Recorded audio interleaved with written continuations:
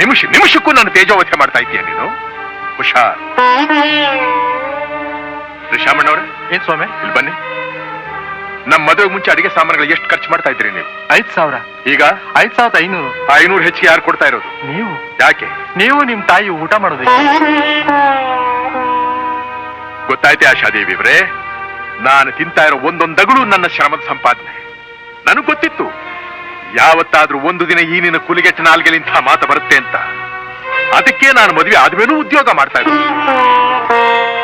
ಮೊದಲನೇ ರಾತ್ರಿ ನೀ ಯಾರ್ದು ಮಾತು ಕೇಳಿದಾಗಲೇ ಜಾಡಿಸಿ ಒದ್ದು ನಿನ್ನ ಸಂಬಂಧನೇ ಕಿತ್ತು ಹೊರಟೋಬೇಕು ಅಂತ ಮಾಡ್ಕೊಂಡಿದ್ದೆ. ನಾನು ಗಂಡು ಕಣೆ ಗಂಡು, 10 ಮದುವೆ ಮಾಡ್ಕೊಂಡ್ರು ಕೇಳವರಿಲ್ಲ. ಆದ್ರೂ ಬಾಯಿ ಮುಚ್ಕೊಂಡು ನಿನ್ ದುರಹಂಕಾರ ಸಹಿಸ್ಕೊಂಡಿದ್ದೀನಿ. ಯಾತು ಗೊತ್ತಾ? ನಮ್ಮಮ್ಮನಿಗೋಸ್ಕರ. ಇದು ನಮ್ಮಮ್ಮ ಮಾಡಿದ ಮದುವೆ. ಈ ಸಂಬಂಧ ಹೀಗೆ ಎಡಬಟ್ಟ ಆಗಿದೆ ಅಂತ ಗೊತ್ತಾದ್ರೆ ಆ ನನ್ನ ದೇವತೆ ಎಲ್ಲಿ ಎದೆ ಹೊಡ್ಕೊಂಡು ಪ್ರಾಣ ಬಿಟ್ಬಿಡ್ತಾ ಅಂತ ಹಲ್ಲು ಕಚ್ಕೊಂಡು ಸಾಯಿಸ್ಕೊಂಡಿದ್ದೀನಿ. ನನಗ್ ಗೊತ್ತಿತ್ರಿ, ನೀವು ನನ್ನ ಮದುವೆ ಮಾಡ್ಕೊಂಡಿದ್ದೆ ನಿಮ್ಮಮ್ಮನ ಬಲವಂತದಿಂದ. ಈ ಮನೇಲಿರೋಕ್ ಒಪ್ಕೊಂಡಿದ್ದು ನಿಮ್ಮಮ್ಮನ ಹಠದಿಂದ. ನಾನು ಎಷ್ಟೇ ಅವಮಾನ ಮಾಡಿದ್ರು ಸಹಿಸ್ಕೊಂಡಿರೋದು ನಿಮ್ಮಮ್ಮನ ಅನಾರೋಗ್ಯದ ಭಯದಿಂದ.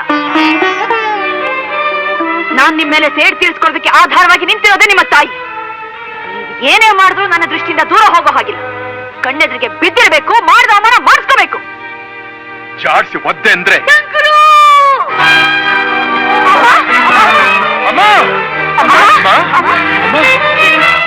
ಯಾಕಮ್ಮ ಬಿದ್ದುಬಿಟ್ಟೆ?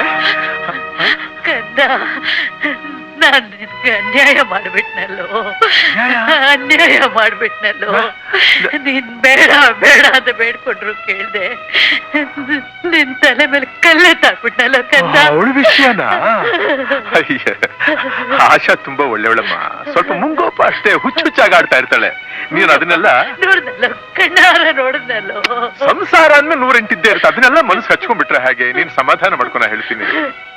ಇದು ಸಂಸಾರ ಅಲ್ಲ ಕಣಪ್ಪ, ನರಕ. ಇವಳು ನಿನ್ನ ಹೆಂಡತಿ ಅಲ್ಲ, ವೈರಿ ಕಣಪ್ಪ. ಆಶಾ ನನ್ ಮಗ ಮಾಣಿಕ್ಯ ಕಣೆ, ಬೆಲೆ ಕಟ್ಟಲಾಗದ ಮಾಣಿಕ್ಯ. ಕುಡಿ ನಾನು ಈ ಮಾಣಿಕ್ಯನ ನಿನ್ನ ಕೈ ಕೊಟ್ಟುಬಿಟ್ಟೆ. ಅಪ್ಪ ಕದ್ದ, ನೀ ಸಮಾಧಾನ ಮಾಡ್ಕೊನ ಹೇಳಿ. ಯಾಕೆ? ಏನಮ್ಮ? ನಿನ್ ತಾಯಿನ ಕ್ಷಮಿಸಿ.